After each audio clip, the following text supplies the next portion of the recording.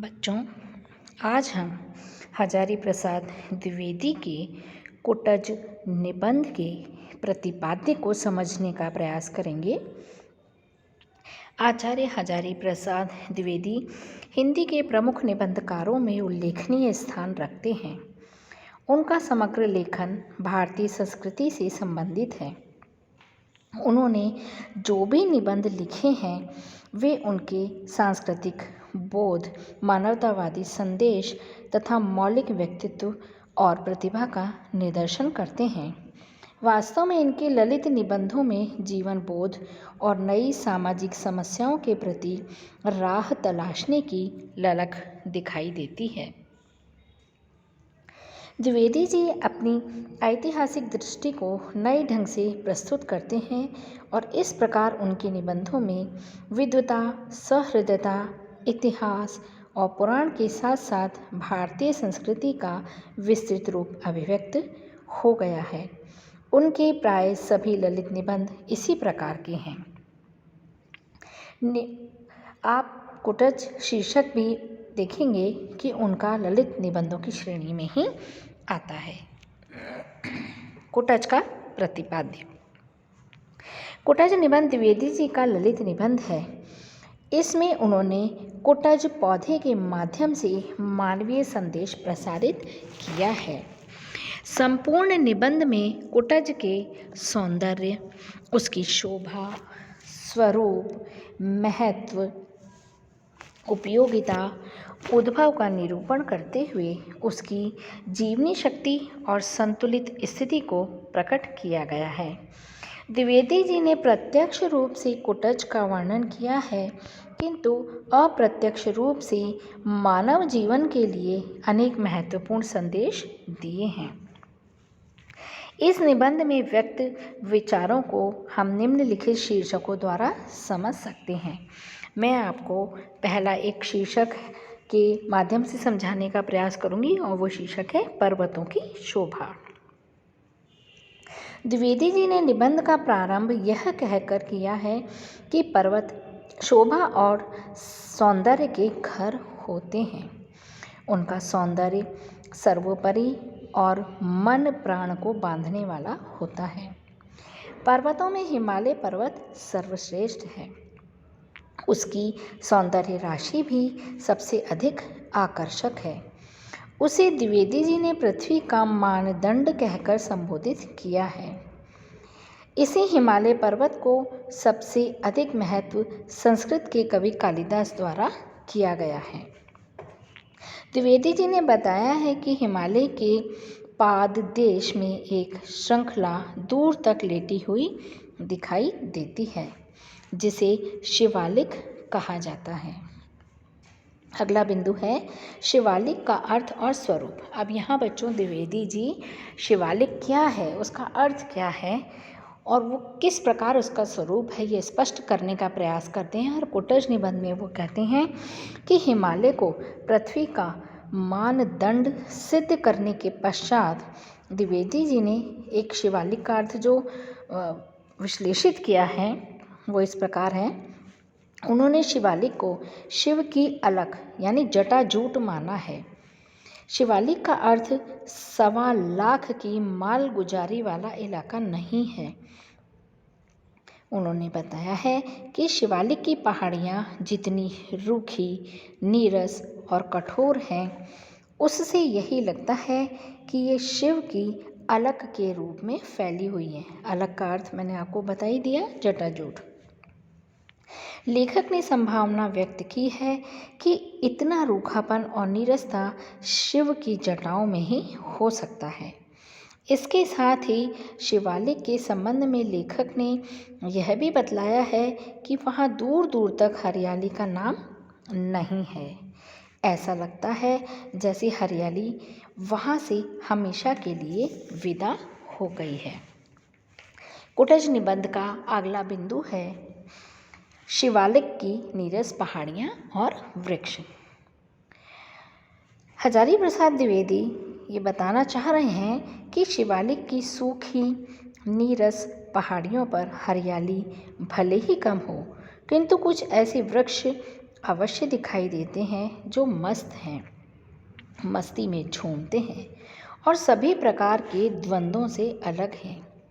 लेखक ने अपनी अनभिज्ञता प्रकट करते हुए यह भी बताया है कि वह किसी भी वृक्ष का नाम नहीं जानता है। उसे इन वृक्षों में से एक ठिगना सा वृक्ष बहुत आकर्षक लगता है। उसके पत्ते चौड़े हैं तथा फूलों से लदा हुआ है। उसके अद्भुत सौंदर्य पर द्विवेदी जी मुग्ध हो जाते हैं। बहुत प्रयत्न करने पर भी उन्हें उसका नाम याद नहीं आता। वे इसी विचार विमर्श में डूबते उतरते इस निष्कर्ष पर पहुंचते हैं कि पद पहले है या पदार्थ, सौंदर्य प्रमुख है या नाम। वे हार कर यह निष्कर्ष निकाल लेते हैं कि नाम महत्वपूर्ण नहीं होता। आवश्यकता पड़ने पर किसी भी वस्तु को बहुत से नाम दिए जा सकते हैं। वास्तव में नाम का महत्व केवल इसी आधार पर है या हो सकता है कि उस नाम को सामाजिक स्वीकृति मिली हो। अगला बिंदु है नाम की महत्ता और सौंदर्य की विवेचना। द्विवेदी जी ने बड़ी कुशलता से विवेचन करते हुए यह बतलाया है कि सामान्यतः तो नाम का महत्व नहीं होता, लेकिन फिर भी उसे याद रखना आवश्यक है। मतलब ज़रूरी नहीं है कि आप नाम को पहचानो या नाम के माध्यम से ही आप काम करवाओ। कभी भी आवश्यकता पड़ती है तो हम बिना नाम जाने हुए भी उसको संबोधित करते हैं। तो यहाँ द्विवेदी जी भी यही कह रहे हैं कि लेकिन नाम का महत्व नहीं है, लेकिन फिर भी अगर हमें पता है तो हमें उसको याद रखना चाहिए। उसका कारण बताते हुए द्विवेदी जी कहते हैं कि नाम की याद आते ही वस्तु का स्वरूप, उसकी आकृति और उससे संबंधित सभी तरह की जानकारियां मन में ताज़ी हो जाती हैं। नाम हमें इसलिए याद रखना चाहिए द्विवेदी जी के अनुसार कि अगर हम नाम लेते हैं, जैसे अगर हमने एक फल का नाम लिया, यदि हम ये कहेंगे कि अगर हम ये बोलते हैं आम, तो आम जैसे ही हमने बोला तो हमें उसका रंग, रूप, उसका आकार कैसा है, किस प्रकार का है और किस तरह से दिखाई देता है, वो कैसा होता है, उसका स्वाद कैसा होता है, ये समझ आ जाता है। तो द्विवेदी जी भी यही कह रहे हैं कि नाम याद रखते ही हमको उसका स्वरूप, उसकी आकृति और उससे संबंधित सभी तरह की जानकारियाँ हमारे मन में आ जाती हैं। नाम को लेकर उन्होंने जो बात कही है वह इस प्रकार है। नाम इसलिए बड़ा नहीं है कि वह नाम है, वह इसलिए बड़ा होता है कि उसे सामाजिक स्वीकृति मिली होती है। रूप व्यक्ति सत्य है, रूप सौंदर्य यानी जो दिख रहा है वो व्यक्ति का सत्य है, लेकिन नाम समाज सत्य है। रूप जो है वो व्यक्ति के साथ जुड़ा हुआ है, लेकिन अगर हम नाम लेते हैं तो वो सामाजिक हो जाता है, यानी समाज वालों को पता होता है कि इस नाम का क्या अर्थ है, ये नाम कैसा होता है, इस नाम का व्यक्ति कैसा है, आदि आदि। तो इसलिए वो ये कह रहे हैं कि रूप तो व्यक्ति सत्य है, व्यक्ति के साथ में सत्य है, लेकिन नाम जो है वो समाज का सत्य है। नाम पर समाज की मोहर लगी होती है। आधुनिक शिक्षित लोग इसी को सोशल सैंक्शन कहा करते हैं। नाम के महत्व को बताते हुए द्विवेदी जी उस ठिगने और चौड़े पत्ते वाले पेड़ का नाम उनको याद आ जाता है। वे तुरंत प्रसन्नता से बोल उठते हैं कि अरे ये तो कुटज है, यानी उस वृक्ष का नाम उन्हें एकदम ध्यान आ जाता है कि ये तो कुटज का वृक्ष है। अब कुटज क्या है, उसका अर्थ क्या है, उसका परिचय क्या है, उसका स्वरूप क्या है, इस बारे में द्विवेदी जो बता रहे हैं वो मैं आपको समझाती हूँ कि कुटज के संबंध में द्विवेदी जी ने बताया है कि ये संस्कृत साहित्य का बहुत परिचित पौधा है। यह बहुत शानदार होता है। कुछ लोग इसे कुटज कहा करते हैं। द्विवेदी जी ने कल्पना की है कि पर्वत के कूट पर यानी उच्च श्रेणी पर उत्पन्न होने वाले इस वृक्ष को कुटज कहने में विशेष आनंद मिलता है। ये फूलों के गुच्छों से लदा हुआ, मंद मंद मुस्कुराने वाला तथा आनंद की लहर दौड़ाने वाला बड़ा आकर्षक पौधा है। कालिदास ने इस पौधे का वर्णन अपने काव्य में स्थान स्थान पर किया है। उन्होंने कुटज पुष्प को बहुत ही आदर की दृष्टि से देखा है। द्विवेदी जी कल्पना करते हैं कि शिवालिक की ऊंची ऊंची पर्वत श्रृंखलाओं पर जब कोई अन्य फूल वाला पौधा नहीं मिलता तब कुटज ही काम आता है। इससे लगता है कि यह फूल और ये पौधा ज़रूरत के वक्त काम आने वाला है तथा संकट के क्षण में सहायता करने वाला है। कुटज जो है वो आकर्षक नहीं होता, लेकिन वो बुरा भी नहीं लगता है। उसे हमारे साहित्यकारों ने अपेक्षित सम्मान भी नहीं दिया है। इसलिए यहाँ पर द्विवेदी जी बताना चाहते हैं कि हिंदी के कवियों में रहीम ने कुटज का जो वर्णन किया है वह द्विवेदी जी की दृष्टि में उनकी ज्ञानहीनता का परिचायक है। कुटज छोटा सा वृक्ष है, फिर भी रहीम ने न मालूम उसकी छाया कहाँ से देखी। द्विवेदी जी का कहना है कि कुटज छाया के लिए नहीं, अपने ऊपर खिले फूलों के कारण महत्वपूर्ण होता है। कुटज का अर्थ है जो कूट में पैदा हुआ हो, और कूट का अर्थ घड़ा होता है, और इसी का एक अर्थ घर भी है। संभवतः अगस्त्य ऋषि को भी कुटज कहा जाता है।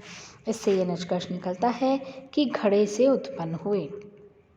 ध्यान से देखा जाए तो अगस्त्य ऋषि के जन्म के मूल में कोई और कहानी होगी, पर कम से कम वे घड़े से तो उत्पन्न नहीं हुए होंगे। द्विवेदी जी ने संस्कृत में प्रयुक्त कुटहारिका और कुटकारिका शब्दों को भी सामने रखा है, जिनका अर्थ दासी होता है। कुटज जंगल का सेनानी है। आचार्य द्विवेदी ने कुटज के संबंध में यह भी कहा है कि इसके फूल किस प्रकार हो सकते हैं, लेकिन ये तो जंगली पौधा है, इससे इसके फूल ज़्यादा अच्छे भी नहीं होते हैं। लेकिन कुछ लोगों ने इसकी भाषा वैज्ञानिक व्याख्या की है, किंतु द्विवेदी जी ने लिखा है, मुझे तो इसी में संदेह है कि ये आर्य भाषाओं का शब्द है भी या नहीं। संस्कृत में कुटज रूप भी मिलता है और कुटच ये भी कुछ स्थानों पर कुटज भी मिल जाता है। तो यानी द्विवेदी जी का ये निष्कर्ष है कि किसी भी प्रकार से भी अगर हम इसे माने तो हम इसको संस्कृत के निकट ही मानेंगे। कुटज, अगला बिंदु है कुटज। कुटज का अर्थ क्या है? अपराजय जीवनी शक्ति। ये हजारी प्रसाद द्विवेदी बता रहे हैं। द्विवेदी जी ने कुटज के जन्म, उद्भव, स्वरूप और अर्थ का विवेचन करने के पश्चात उसके लहराते हुए सौंदर्य पर भी प्रकाश डाला है। उन्होंने बताया है कि यह नाम और रूप दोनों में अपराजय है और उसकी जीवनी शक्ति बड़ी अद्भुत होती है। दुनिया में निरंतर आवागमन का चक्र चलता रहता है, किंतु कुटज इस आवागमन से अलग है। इसे दुनिया अभी तक याद किए हुए है। कवि लिखते हैं कि बलिहारी इस मादक शोभा की चारों ओर कुपित यमराज के दारुण निश्वास के समान धधकती लू में यह हरा भी है, भरा भी है। दुर्जन के चित्त से भी अधिक कठोर पाषाण की कारा में रुद्ध अज्ञात जल स्रोत से बरबस रस खींचकर सरल बना हुआ है। अब अगला बिंदु आएगा दुरंत जीवनी शक्ति। द्विवेदी जी ये बताना चाह रहे हैं कि कुटज का वास्तव में क्या अर्थ है, क्या इसका उद्देश्य है। कुटज क्या कहना चाह रहा है ये बता रहे हैं कि कुटज में अद्भुत और सर्वाधिक जीवनी शक्ति का भी उन्होंने उल्लेख किया है। वो ये कहते हैं, कुटज पत्थर की छाती को फोड़कर अपने लिए रस प्राप्त करता रहता है। वस्तुतः यह एक ऐसा पौधा है जो न केवल रस प्राप्त करता है, अपितु सारी दुनिया को यह भी संदेश देता है कि जीना हो तो इस ढंग से जीना चाहिए कि जीवन रस का पर्याय बन जाए। यानी पत्थर में से अगर एक पेड़ निकल सकता है, अपने को जीवित रख सकता है, तो इसी प्रकार से मनुष्य को भी अपने जीवन में रस घुला रहना चाहिए। चाहे किसी भी प्रकार की परिस्थितियाँ आ जाए, लेकिन उसको हमेशा प्रसन्न रहना चाहिए। द्विवेदी जी ने उदाहरण देकर कुटज की इस स्थिति को स्पष्ट किया है। उन्होंने बताया है कि कुटज जिंदगी में प्राण डालकर जीवित रहता है।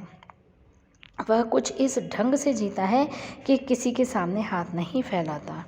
वह दूसरे पौधों के ना तो आश्रित है, न किसी से छोटा है, न किसी को अपमानित करता है, न किसी की खुशामद करता है, न किसी को छोटा सिद्ध करके अपना महत्व दिखाने की कोशिश करता है।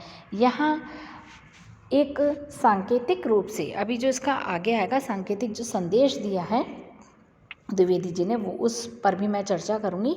लेकिन यहाँ पर ये बताना चाह रहे हैं कि कुटज के समान ही व्यक्ति को होना चाहिए कि वो ना तो कोई दिखावा करे, न किसी को छोटा सिद्ध करे, न अपने आप को बड़ा सिद्ध करे। मतलब किसी भी परिस्थिति में वो सिर्फ अपने आप को ही मस्त रखे। जिस प्रकार से कुटज अपनी मस्ती में झूमता हुआ और शान से जीता है, ऐसा लगता है कि कुटज सांसारिक स्थिर स्थितियों से संबंधित होकर भी उनसे विरक्त बना रहता है। कुटज न तो मिथ्या प्रदर्शन करता है, न दूसरे को अपने जाल में फंसाना चाहता है और न दूसरों की आलोचना करता है। वह तो राजा जनक की तरह संसार में रहकर संपूर्ण भोगों को भोग कर भी उनसे मुक्त रहता है।